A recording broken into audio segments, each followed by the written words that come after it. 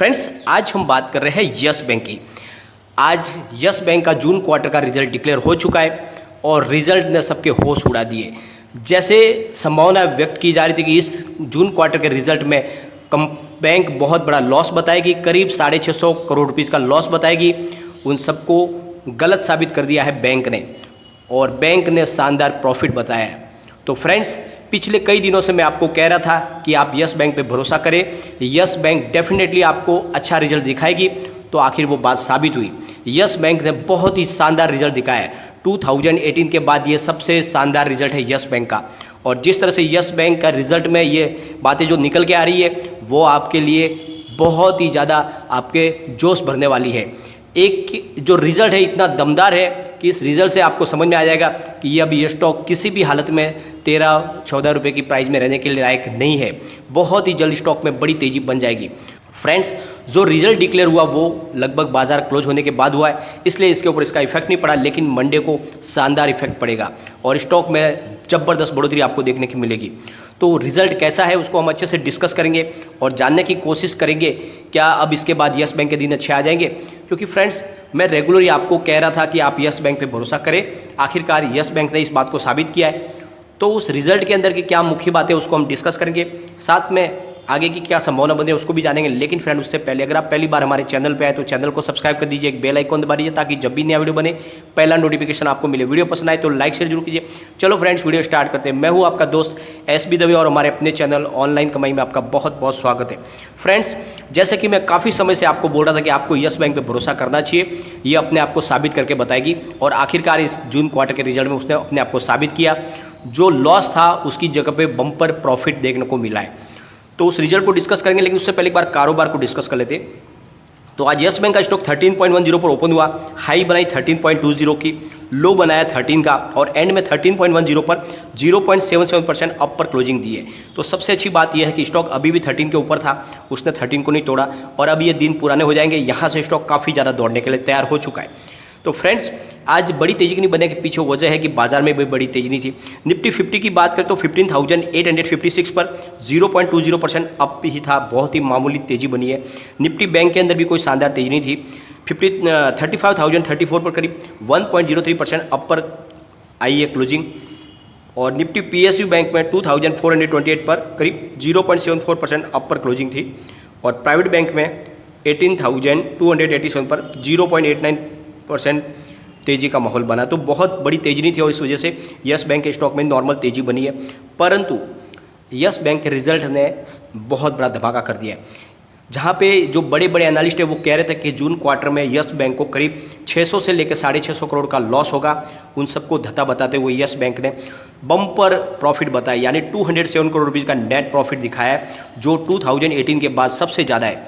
पिछले साल के मुकाबले 355% का ज़बरदस्त उछाल देखने को मिला है। पिछले साल सेम क्वार्टर में इनकी टोटल प्रॉफिट 45 करोड़ रुपीज़ की थी और बैंक की इंटरेस्ट इनकम में भी ज़बरदस्त बढ़ोतरी हुई है और प्रोविज़न में गिरावट हुई है। फ्रेंड्स, क्वार्टर 4 में बैंक ने हैवी प्रोविज़न रखा था, जिसके कारण बैंक को 3,788 करोड़ रुपीज़ का लॉस हो गया था और उस लॉस के बाद में स्टॉक की ज़बरदस्त गिरावट हुई और बहुत सारे जो लोग जो इसके पीछे पड़े हुए थे उन लोगों ने इसका फ़ायदा उठाया और हैवी प्रोविज़न होने के बावजूद भी उस बात को छुपा के ये बताया गया कि यस बैंक में ज़बरदस्त लॉस हुआ है, यस बैंक फिर से डूब जाएगी और उस 3,788 करोड़ रुपीज़ को बता के बहुत ज़्यादा पैनिक माहौल क्रिएट कर दिया और इसकी वजह से काफ़ी रिटेल इन्वेस्टरों ने अपना लॉस बुक कर लिया और आखिरकार में अब वही बात साबित हुई जो मैं पहले काफ़ी समय से कह रहा था कि यस बैंक अंदर से मजबूत हो रही है। तो आखिरकार वो आज बात साबित हुई। बैंक का ग्रॉस NPA 15.6% रहा है, जबकि पिछले क्वार्टर में 15.41% था। तो ग्रॉस NPA में करीब 5.78% की गिरावट दर्ज हुई है। तो NPA में भी कमी आई है और कॉरपोरेट रिकवरी और रिजोल्यूशन से उनको करीब 1,643 करोड़ रुपीज़ मिले, जिसमें उनकी वहाँ पे करीब 1,258 करोड़ रुपीज़ की गिरावट हुई है और बैंक ने जून क्वार्टर में 644 करोड़ रुपीज़ का प्रोविज़न रखा है, जो 87.7% कम है क्वार्टर ऑन क्वार्टर बेसिस पर और 2018 के बाद सबसे कम रखा है। तो इस बार बैंक ने प्रोविज़न बहुत कम रखा है और ये 2018 के बाद सबसे कम है। पिछले क्वार्टर में इन्होंने बहुत ज़्यादा प्रोविज़न रखा था और इसकी वजह से बड़ा लॉस हुआ था, लेकिन इस बार इन्होंने प्रोविज़न कम रखा है और प्रोविज़न कम रखने के पीछे वजह यह है कि ऑलरेडी उन्होंने पहले से बहुत ज़्यादा प्रोविज़न कर लिया था और ये जो सेकेंड वेव आई थी कोरोना की, वो इतनी ज़्यादा घातक नहीं रही। लोगों को लग रहा था कि इस बार ये बहुत लंबी चलेगी, लेकिन ये बहुत ही कम समय में ये रिकवर हो गई और इस वजह से बैंक को उतनी तकलीफ नहीं पड़ी और इस वजह से उन्होंने जून क्वार्टर में प्रोविज़न कम रखा है और बैंक का नेट एडवांस 1.63 ट्रिलियन रहा है, जबकि डिपॉजिट 1,63,295 करोड़ रुपीज़ का रहा है और बैंक ने इस क्वार्टर में करीब 602 करोड़ रुपीज़ की कैश रिकवरी भी की है और बैंक ने जून में रिटेल बिजनेस में करीब 5,006 करोड़ रुपीज़ का नया अपना अमाउंट जोड़ा है। साथ में एसएमई सेक्टर से उन्होंने 3,240 करोड़ रुपीज़ का नया बिजनेस पाया है और होलसेल बैंकिंग से उनको करीब 3,625 करोड़ रुपीज़ का नेट बिजनेस नया मिला है। तो इस तरह से उनके लगातार बिजनेस में बढ़ोतरी हुई है और उनके एनपीए में कमी आई है थोड़ी, साथ में उनके प्रॉफिट में ज़बरदस्त बढ़ोतरी हुई है। यानी यस बैंक ने इस बार किला फतेह कर लिया है और जो माहौल बनाया जा रहा था उस माहौल के ऊपर बहुत बड़ा एक जवाब मिला है उन लोगों को जो यस बैंक को लगातार कचरा कह रहे थे। यस बैंक की सेहत में जो गिरावट हो रही थी उसके पीछे वजह थे उनका निगेटिव माहौल बनाना।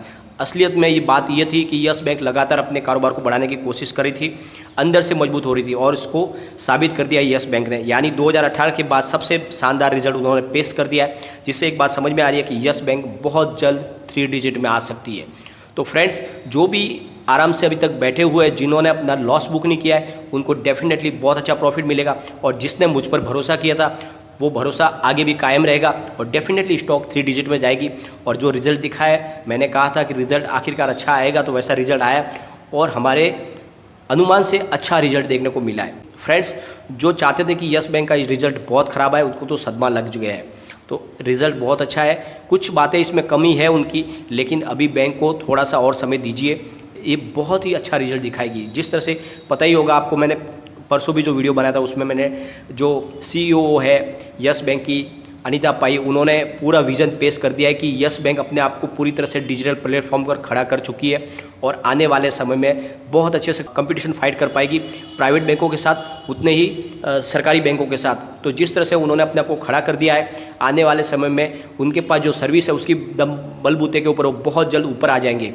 तो इसका जो बेनिफिट है वो यस बैंक को डेफिनेटली मिलेगा, उनके कारोबार में वृद्धि होगी। सबसे अच्छी बात यह है कि डिजिटल टेक्नोलॉजी जो नई यूज़ करे उसकी वजह से कस्टमर को ज़्यादा से ज़्यादा सिक्योरिटी मिल पा रही है, क्योंकि सबसे बड़े ज़्यादा बैंकिंग फ्रॉड बहुत ज़्यादा हो रहे हैं। तो ऐसे समय में कस्टमर भी चाहते हैं कि उनको डिजिटल टेक्नोलॉजी लेटेस्ट मिले, जिसकी वजह से उनकी जो सिक्योरिटी है वो बहुत ज़्यादा पुख्ता हो पाए। तो इसका यस बैंक ध्यान रख रही है और इस वजह से उनके कस्टमर बेस में बहुत ज़्यादा इजाफा होगा और कारोबार में वृद्धि होगी, तो आगे स्टॉक काफ़ी ज़्यादा दौड़ेगा। तो आपको आने वाले समय में बहुत ही अच्छा रिटर्न मिलेगा, आपको घबराने की कोई जरूरत नहीं है और आने वाला रिजल्ट इससे भी बेहतरीन आपको देखने को मिलेगा। तो फ्रेंड्स, जैसे कि अब ये मंडे को इसका धमाका होगा और मंडे को ज़रूर ज़बरदस्त इसमें तेज़ी का माहौल बनेगा। तो आपने जो है आई होप अभी भी अपना जो है होल्डिंग बचाए रखी होगी, तो आने वाले समय में आपको बहुत अच्छा रिटर्न मिलेगा। लेकिन फ्रेंड, कोई भी इन्वेस्टमेंट करने से पहले अपने फाइनेंशियल एडवाइजर से एडवाइस ले ले या अपना खुद का रिसर्च करें, क्योंकि मैंने वीडियो आपके एजुकेशन पर्पज़ के लिए ही बनाए। वीडियो पसंद आए तो लाइक शेयर जरूर कीजिए और चैनल को सब्सक्राइब कर दीजिए। Thank you friend.